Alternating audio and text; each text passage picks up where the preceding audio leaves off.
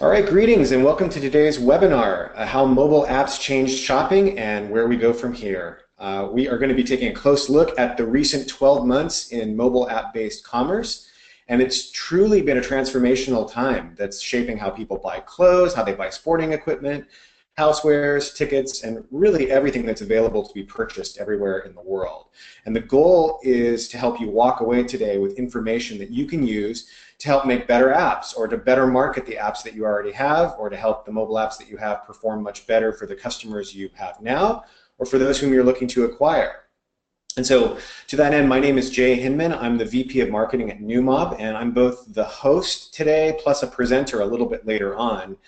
Today's webinar is going to go about 45 minutes or so, and we'll be featuring speakers from Appboy, Poq, and Neumob.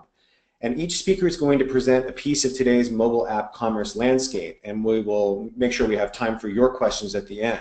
So take a look at your GoToWebinar software. You'll notice that in that you have a tab called Questions. So if you'd like to ask something, just ask it there. And please make sure to address the question to one of our speakers if it's a specific one, for Kathleen at Appboy, Michael at Poq, or Jay at Neumob.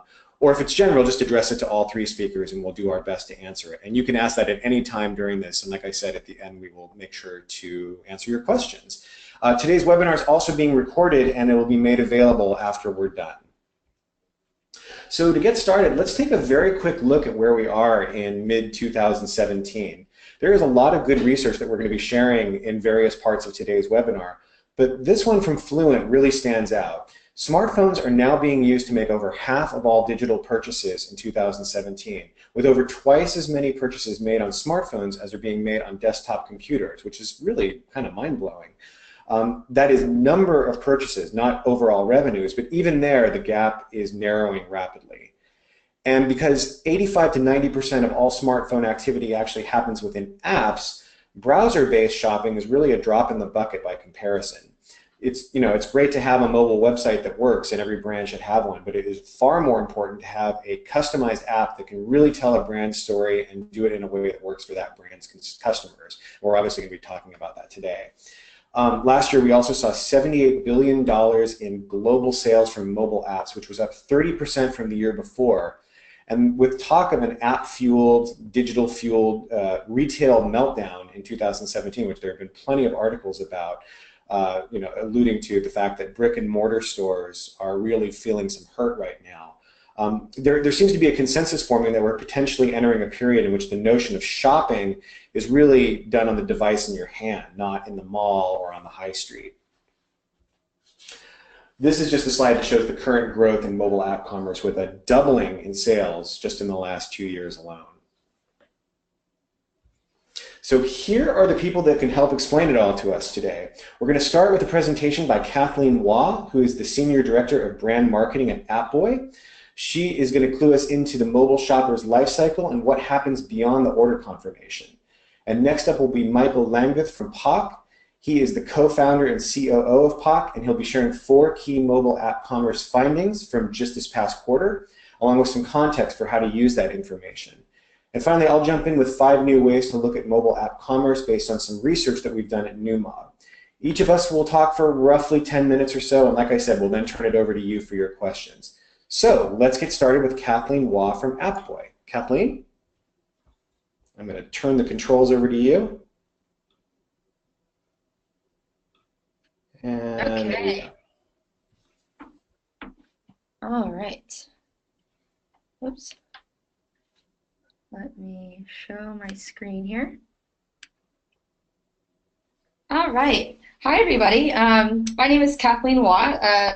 As Jay mentioned, I'm the Senior Director of Brand Marketing here at Appboy. We're the leading lifecycle engagement platform out there today. We learn about retail and e-commerce from our smart clients like Urban Outfitters, 1-800-Flowers, and Domino's, which you'll see in this presentation. I'm happy to kick off the series today on how mobile devices and apps have changed the way your users are shopping. With more and more of their dollars being spent on mobile, it's become important to learn about this whole life cycle engagement thing. So why does life cycle matter to shopping's future? Well, more than ever before, individuals have the power to choose how they engage with brands, wherever, whenever. Today, the customer owns their own experience, and it's because of the mobile device. Today's marketer needs to understand and anticipate behaviors. We need to make sure that every interaction is as relevant as possible. Customers expect you to know them like the owner of the corner store back in the 50s. But the cool thing about mobile is that we have all this information about our users that we didn't have before. This gives us the chance to target and tailor messages to suit their schedules and their likes and dislikes and even more. One of the areas that excites me the most is the convergence of product experiences with marketing experiences to reinforce that growth loop that's going to get your customer hooked on your brand. So in an ideal scenario, the product and the marketing experiences will blend together and become one and the same. That's great, because guess what? The customer doesn't care if it's product or marketing at work. All they care about is the total experience with your brand. And it's your job to connect them and make them relevant. So let's see an example. Consider the Domino's pizza tracker that many of you hopefully have used by now. With the pizza tracker, after you place an order online or via the app, you get real-time updates on the status of your pizza via push notifications as it's being prepared and delivered. Is that a valuable product experience, or is it a cool marketing experience? It's actually both, which is part of what makes this so amazing. So like Domino's understands that product experiences and marketing experiences are one and the same, and they invest in connecting them together. So I mean, with the pizza tracker, you can see from this example, like, it's playful, it's memorable, it provides a great user experience that's going to keep a customer coming back for more. And this can be applied to all sorts of e-commerce. There's also Sephora. So what they do with their Beauty Insiders program is pretty cool. So they use cross-channel messaging. So like they'll use a push and an email to let you know when your web or in-app purchase has shipped. They'll also remind you that it's time to order, say, like a new mascara. So you're never left with an empty or expired tube. Very important. They also use birthday segmentation to send personalized notes that encourage user behaviors between digital and in-store. So it's happy birthday, come in store and get your free gift, or click here and pick up your free gift via the app. So the brand's consistency across platforms keeps users loyal and coming back for more, and that's why they have 10 million users in their loyalty program. Not too bad. So what's the best part about creating amazing brand experiences? Well, you can see it here from some of the reactions in social media. The loyalty and advocacy that they can bring your brand is priceless. One thing to keep in mind, though, is that mobile shopper engagement is much more than transactional. So I included a screen grab of a transactional message from Jet. But you'll see in the following slides that there are a lot of examples of retailers making messaging drive their business in other ways, using creativity and other methods. So think about how you can engage customers from the beginning. This is super important. For example, the rebate app Ibotta tests, measures, and optimizes their onboarding campaigns based on testing and triggers set up by the Ibotta marketing team. They send users messages for, let's say, like a $10 bonus offer. The point of this is to get them back in the app and learning the benefits of reward shopping right away. So from those first critical few days. In the end, Ibotta created smarter welcome message campaigns that led to a 43% increase in message open rates and a lift in new user actions. So they're really happy with this program, and they're continuing to use it today. I threw in some other examples of how you can engage your customers across different channels. So here we have an example of Rich Push from Urban Outfitters. It's a limited time only promotion. This looks like something that should be in an app, but it's actually a push. It's a great example of the types of things that you can do with push nowadays. Rich content can also exist within the app in news feeds, such as the examples I have here from Wallapop and Domino's. And there's also channels like in-app messages, like this one here from FanDuel that's promoting ticket sales. You can't miss this promotion. I also really love this example from HelloFresh. What they did is they used a news feed and they actually embedded a GIF inside of it so that it grabs your attention and makes you want to click through to learn more. At least that's what it does for me. So another point to think about is that personalization in your messaging tends to drive more engagement. And because the messages are just more relevant and they're more like a human sent it versus a technology, right? So I'll start with a stat that many of you may know already, but the average online shopping cart abandonment rate is 69%. So to combat this, 1-800-Flowers leveraged push notifications. In this example, you can see how they sent personalized messages to users who failed to make a purchase. So they put something in the cart and they left it alone. So 1-800-Flowers was like, hey, let's fix this. And they did that by conducting a series of multivariate tests, and they determined the optimal time to send a promotional code to users who abandoned their cart. And what they found just in their testing is that the ideal time for the maximum engagement and conversion was 30 minutes. That's for 1-800-Flowers. You should give it a try and see what your optimal time is. So overall, the campaign lifted conversions, and their abandoned cart conversion rates increased by 350% over the industry average. Pretty cool. So one thing also to think about when you're thinking in terms of personalization is location. So one of our better examples of an Appboy client using location data to really drive business is Urban Outfitters. So they leveraged audience segmentation to target a specific campaign to a segment of users based on their demographics and their behavioral data. So in this case, what you see here, they targeted push notifications promoting party dresses exclusively to women who frequent bars and nightlife locations. And this was really successful for them. So Urban Outfitters boosted these conversions for their promotional outreach by 75% and increased related revenue by 146% compared to messages that were targeted based on customers' interests. So this was one thing that they tried using PlaceIQ data enrichment to really inform their campaigns and their targeting in these campaigns, and they're experimenting more and more with this location today. Another example of personalization I wanted to point out was just kind of what you would think. Sometimes people bring in, say, first names, for instance. But one example of Delivery Hero is that they use first names, but they also, because they have so many apps in so many different countries, they've been able to really figure this whole personalization thing out using location data. So they'll pull in local weather data to trigger a message that says, hey, it's raining, why don't you order in tonight? Things like that. And they've seen a lot of success with these types of personalization and messaging.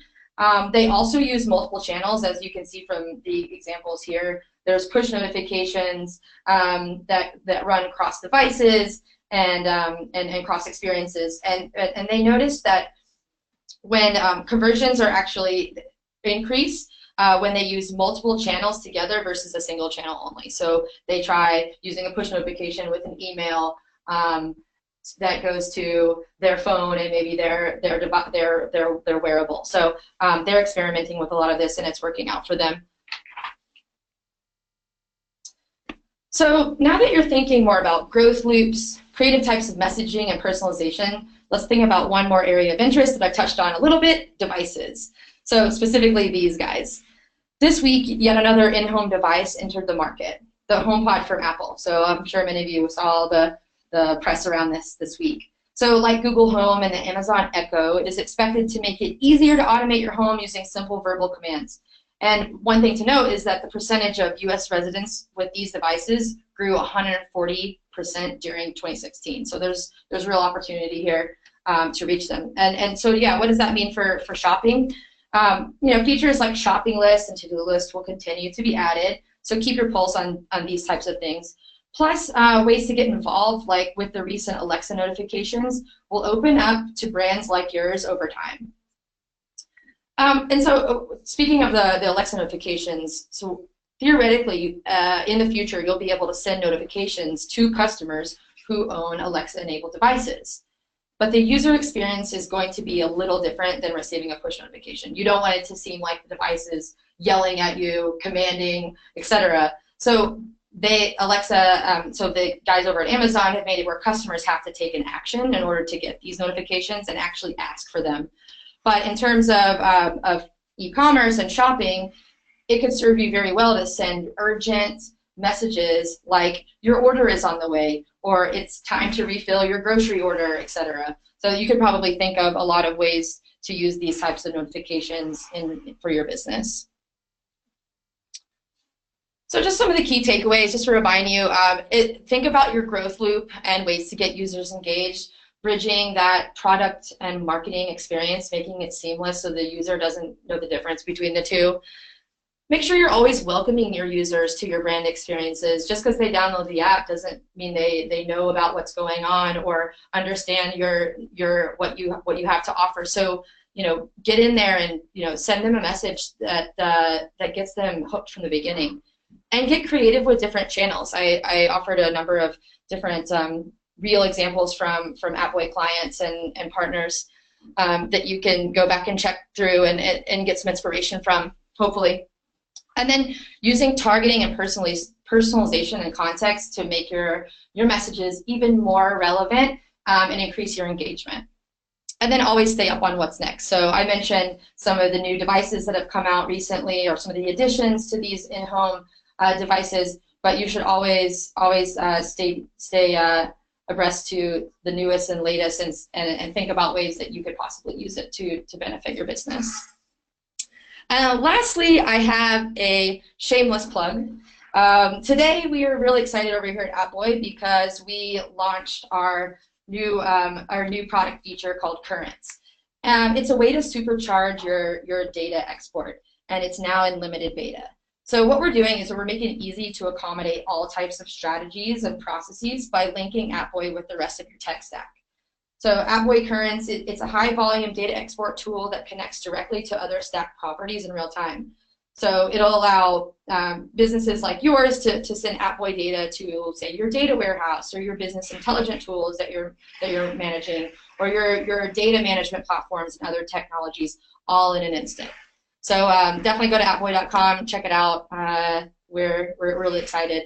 So I want to say thank you so much. And now I'm going to kick it over to Michael from Poq for the next part of our mobile shopping webinar. Thank you so much, Kathleen. This is Jay, and I'm just turning it over to Michael now. Appreciate it. Thank you very much. Can you see my screen? Yes. Okay. Cool. Thank you very much, Kathleen. This was really, really interesting. So yeah, I'm Michael. I'm one of the founders of Poq. And Poq is basically an app commerce platform. So that means we're similar to what Magento or Salesforce Commerce Cloud do for websites, is what we do for mobile apps. And that means we power the apps of some of the largest retailers in Europe, like House of Fraser, Misguided, Main.com, or in the US, Belk as a department store.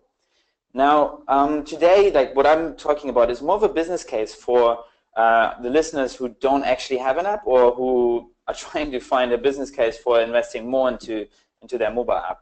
And we're going to share, or I'm going to share some of our key findings so every year we do a report on especially the growth. The year-on-year growth is super important for us. And so we looked at the 4 key findings from comparing Q1 2016 to Q1 2017. So really, like, why are we here is something that is just always something that we talk about. And a lot of retailers still are on that journey from really where you can see historically in the history of retail, everything started with stores and catalogs. But then, like, most of the disruption, most of the innovation in retail has really happened over the last 5 to 10 years, where we had this period of desktop e-commerce, and where really e-commerce came about. But then over the last 10 years, we went from the first mobile websites to very quickly to having mobile first as an approach in web development. And now really the winners in mobile, the winners in retail are investing in mobile only as a platform. Now, if you look at some of the winners in retail, and I should say that Misguided is one of our clients, and I'm going to share a bit more of the financial sort of, success that they've had with their app. But these are just some winners that we can see in the market with John Lewis, retail department store chain here in the UK. Zalando is one of the probably biggest or fastest growing online retailers in Europe. Zalando is actually really, really interesting, and I really like that example because when they put forward their yearly numbers to, since they're traded on the stock market, when they put their numbers forward, they always talk about how much they invested in app downloads. So in 2016, they actually increased their marketing spend by a lot, making an overall loss, but saying that the investment into getting downloads, and they got 16 million downloads, up from 7 million downloads the year before, is a long-term investment for the business, and is really the most important investment for them in terms of client retention and gaining new customer acquisition. Obviously, no one will be surprised about Amazon. And Amazon, like what we find the most fascinating bit around what Amazon does is that there's Amazon Go store being essentially an app-driven store. So you can really only shop there when you have the app, and everything then can happen automatically. And this is really where we see the future. And I think it's something that is actually not too far away from all the things about personalization that Kathleen mentioned. You can really see how when you personalize things to every single bit, you really want to also personalize the in-store shopping experience. So one of the things that is interesting, and we see that over and over again, is that actually there's this paradox in mobile. Because mobile websites are not converting at the same level, and they're not giving consumers the customer experience that they want, that they're looking for, the more mobile grows in terms of traffic. And when we look at the UK, it's the vast majority of traffic. For some of our clients, it's actually 75, 80% of their website traffic comes from smartphones. Now, the more mobile grows, and you have a website that doesn't convert at the same level on smartphones as it does on desktop, you're actually losing money. So whilst e-commerce as a whole is growing, some of those retailers that are not investing in the right way in mobile or not investing into apps, they're actually losing out money. So really then the question next, sort of what happens when all of your traffic is coming from smartphones? And that's predicted to be not too far from now. I think it's predicted to be in 2 years from now, when most or over 90% of all traffic to websites will come from smartphones. And you can see that when you look at a younger target demographic, people just have a smartphone. They don't have a laptop at home anymore. Now, we say the answer to this is app commerce. It's really still one of the industry's best kept secrets, because a lot of retailers don't necessarily talk about how much revenue they're making from their app. So not many people know that the majority of the Amazon revenue now comes from their mobile app. And the same goes for a lot of other retailers.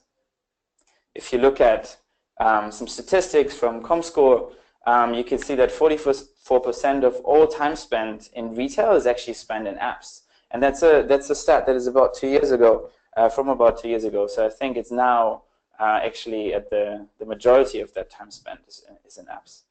In the same way, if you look at revenue, most of it is now coming from apps. So yeah, it's really something that you shouldn't be ignoring. And so this slide is really about like why this is the case, and why what we call app commerce is really, it's a consumer-driven demand to get a better experience on smartphones. And that is because you can really, like Catherine was saying, like it's about engaging people on their most personal device and giving them an experience that is also as personal. You really shift the paradigm of the web, where essentially everybody is anonymous until you use cookies, and then you can sort of track people and you can retarget them. But on an app, you're always you. Like most people would, for example, give away their laptop for half an hour to a colleague to work on it, and to do some work. Almost no one would give away their phone unlocked to another person for half an hour.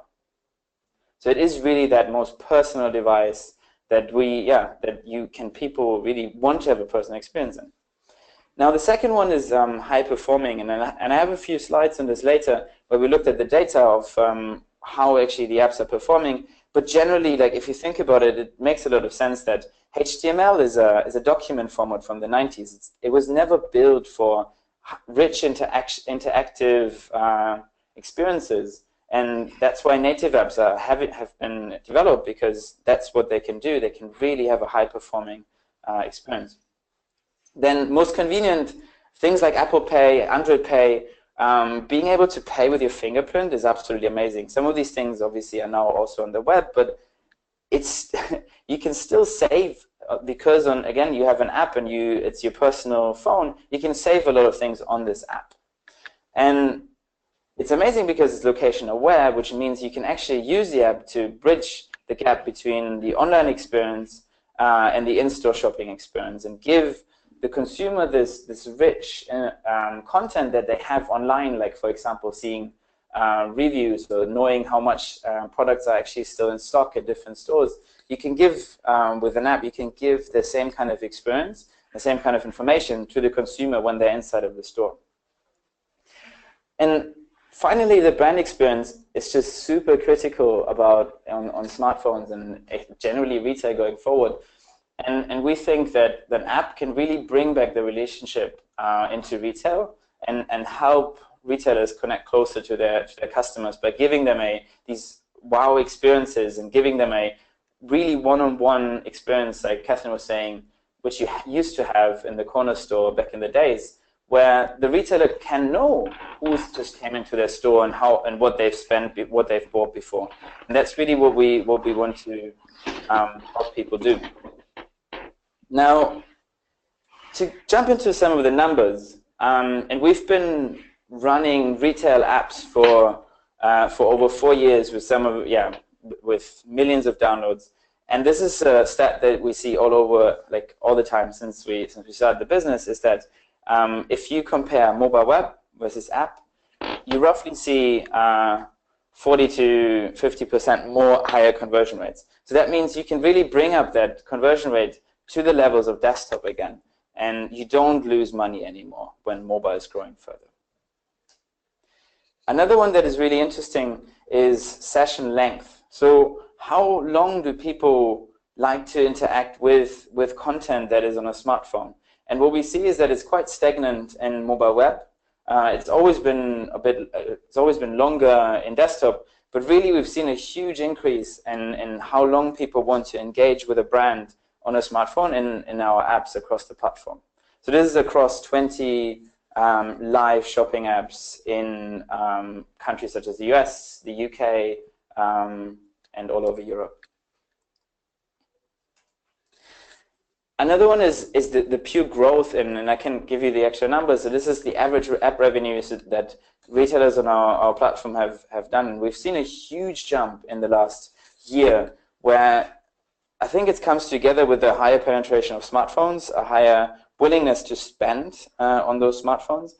And yeah, we've seen a huge jump in terms of how much people are buying on our platform or through our platform at our clients' apps.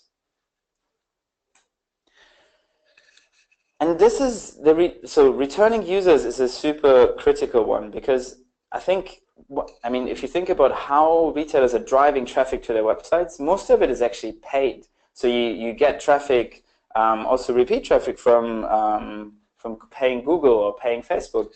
On an app, the amazing thing is that actually most of the people become returning users. So a large percentage of people keep the app, and you can retarget them with push notifications that, as Catherine was saying, is that they can be rich, they can be really engaging.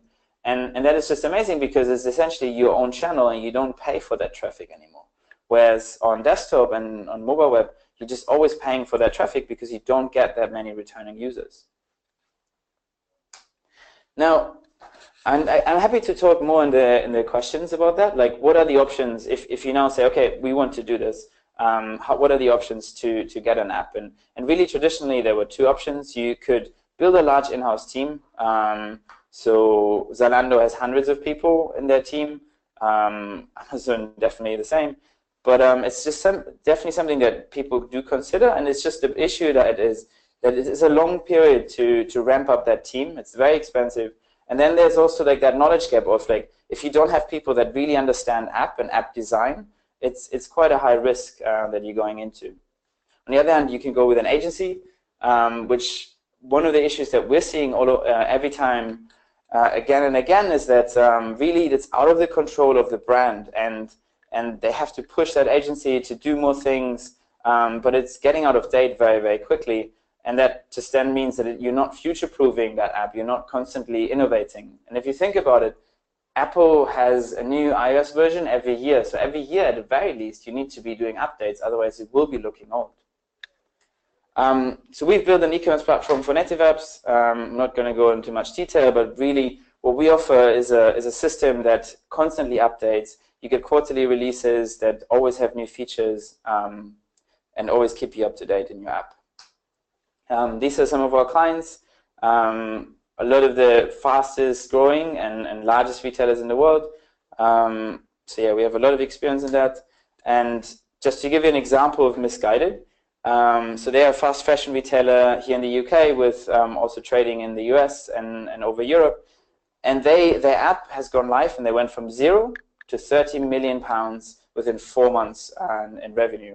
And yeah, that's just for one of my favorite stats, showing like this rapid growth where it's a consumer-driven demand where people want to shop from a shopping app, and once you give them that, they really love to interact with that brand content. Cool. That's it from me. Gonna hand back the screen now. All right. Thanks, Michael. That was great. Really, really good stuff. Great stats. Okay, so hopefully everybody can see my screen. I'm back. This is Jay Hinman. I'm the VP of Marketing at Neumob, and I'm going to be talking to you about a survey that we put together earlier this year of mobile app consumers across the US and the UK, along with some other research that we've uncovered. And some of the results are really interesting. They paint a picture of a mobile app commerce landscape that is really exploding, as our previous speakers have shown. With lots of room not only for growth, but for actually dramatic improvement in the apps themselves. So to give you some context for why we asked them these questions, well, it's because mobile apps are our company's entire business. Neumob speeds up mobile app performance with a really simple 2-line SDK that allows apps to load quickly and proceed to checkout in record time. And our specialty is not only doing this on Wi-Fi and on the fast 4G LTE networks in first world countries like the US and the UK, but really everywhere in the world, including China and India and Brazil and other countries with lots of shoppers, but also with a huge base of consumers who are on 2G and 3G networks. And we focus on reducing in-app errors like missing images or frustrating timeouts, as well as allowing brands with apps to measure their own performance with a new tool that we just came out with called Metrics Mode. It's free, and so you can check it out at neumob.com if you'd like to see how your app performance ranks around the world. And that's the pitch part of this presentation. Now on to the actual stats themselves. So the first thing that we recently learned, and this research is coming from Fluent, not from our survey, but it's despite the amazing growth of mobile app commerce to date, there's still a massive opportunity for growth in this sector. So 42% of Americans say that they're shopping on mobile phones, which of course means that 58% of us here in the US are not yet. Women tend to do this a little bit more often than men do, and iPhone owners, not surprisingly, are a little bit more likely to buy things on their smartphones than Android users are. But it's pretty close, 51% for iPhones and Android, 46%. So when Fluent did this survey last year, they found that of those 42% who are shopping on smartphones, a little over half of them made 1 to 5 purchases a year. 24% of them made 6 to 10 purchases per year, and the remainder actually made over 10 purchases in 1 year. And I'm certainly in that category just on Amazon's mobile app alone. A different survey from Wi-Fi found out just what an advantage it is for a brick-and-mortar retailer to have its own mobile app and a really strong app strategy that goes with it. Shoppers who have and use a retailer's app visit that retailer's store an average of 1 more time per month, or 12 extra times per year, and they stay shopping in the store an average of 7 minutes longer. Interestingly, Macy's customers, that's not considered a brand that I typically don't think of as having a really strong mobile app, but obviously it's really working for them. Macy's customers with that brand's mobile app on their smartphones stayed in the store 29% longer than non-app users, so nearly 50 minutes in total versus just over 38 minutes for those who didn't have the Macy's app. So having a retailer's app on your device is clearly a huge indicator of brand loyalty. That said, having all of these shopping apps on a device can come at a cost to the brick-and-mortar retailer. 32% of shoppers reported that they actually changed their minds about purchasing items after checking out product information on their smartphones while they were standing in brick-and-mortar stores. So this lends a bit of weight to the theory that if you're going to have shoppers in your store using an app, you better provide a phenomenal app experience so that it's your app that they're using and not someone else's. Next, let's look at some results from our own survey of US and UK consumers. We found that nearly 50% of users do what we just talked about, which is open up apps on their phones while they're in a physical retail store to try and find a better price or a better selection. We found that 38% of us will see something in a store, then order it from the store's mobile app instead, either right there on the spot or soon afterward. This next one kind of hurts a bit. 26% of people say that they've seen something they like in a store, then they've ordered it from a different mobile app while still standing inside of that store. And then nearly the same amount of people say that they'll take a photo of a physical retail product, then buy that product later using a mobile app. So the integration of the offline and the online worlds continues to accelerate, obviously. So we next asked consumers what they value the most in a mobile commerce app. We gave them 5 choices across 5 different dimensions. The winner, the most important thing that shoppers wanted in their apps, is that those apps load quickly, that they're fast, smooth, and responsive. This ended up being more important than having a wide product selection or having loads of features. And it was even more important than having a fast path to checkout, as measured in clicks, and far more important than having a physical retail store where they can see the products. These results point to the importance for app owners and app developers to really put an emphasis on the app's back-end performance just as much as the front-end look and feel of their app. The 5th and final thing I'd like to highlight today is what people said when we asked them, when you're shopping in a mobile app, what do you do when a product image doesn't load within the app? This is the sort of in-app error that happens about 3% of the time on fast mobile networks like 4G LTE networks we talked about, and up to 12% of the time on slower mobile networks around the world. We were actually quite surprised to learn that nearly half of the users, 47%, will exit the app when this happens. 20% will try and buy their items from a different seller, and 27% will try and buy their items from the same seller but on their website or in their store. 38% of the people will try to reload the app until the image appears, close it, open it again. And then 13% just go elsewhere in the app. So only 2% are willing to complete their purchase when that one image is missing. As I mentioned, this happens between 3 to 12% of the time, so those are a lot of missed sales and missed opportunities. So here are some brief conclusions based on the research I just shared with you. We may not be in that much talked about retail meltdown just yet, but based on the numbers, the future of commerce is clearly mobile. Obviously, what Poq just shared, definitely points to that. And it clearly is going to be happening within apps, not within browsers. So if there's going to be a meltdown, retailers can postpone that reckoning by combining their offline and online strategies. Next, if you've got a mobile commerce app, it's clear that consumers really, really care about the speed and performance of it, and they'll take their business elsewhere if yours is too slow or if it has too many errors. The mobile commerce winners in the years to come will be the ones who best understand the full mobile app customer experience, from style to selection to features to the underlying app performance, and they can integrate all of those things in one amazing mobile app package. So that's it for me. With that, I would like to turn it over to you for any questions that you might have. So just type your question into the GoToWebinar tab called Questions, and let us know if it's for Kathleen at Appboy, Michael at Poq, or Jay at Neumob, or just for all 3 of us. And it looks like I've got a couple right here, so I'll go ahead and read them off. The first one is for Kathleen. It says, Kathleen, you talked about some, you focused on rich push notifications. What are the best stats that you've seen for rich push in terms of revenue lift on conversions versus kind of traditional push notifications? I don't have any specific examples of revenue lift because we are, as you can imagine, our clients are, that's private information that we don't share a whole lot publicly. But I will say that we've done a number of kind of surveys on what tends to work better, like a push that has an emoji in it or a push that has an image in it. And overall, overwhelmingly, the push notifications that had that little extra something for the user to interact with or to react to tend to work better. So what we recommend over here at Appboy is use your testing abilities to see what works for you and your customers. Try to send the same message, one with a photo and one without, and see which one performs, and then optimize with the one that's your top performer in a campaign. But yeah, for the most part, we've seen that emojis and extra like rich material, rich content works really well for retailers.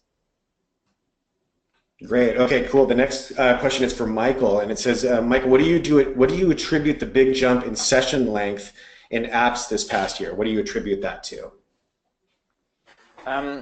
Yeah, it's an interesting one. I think we've been able to add quite a few different ones of our clients, and we've kind of opened up the platform, and different retailers have added different functionality, and some of them have driven huge amounts of session length. So there's one of our clients has what we call Tinder for fashion. So some of you might know Tinder as an app.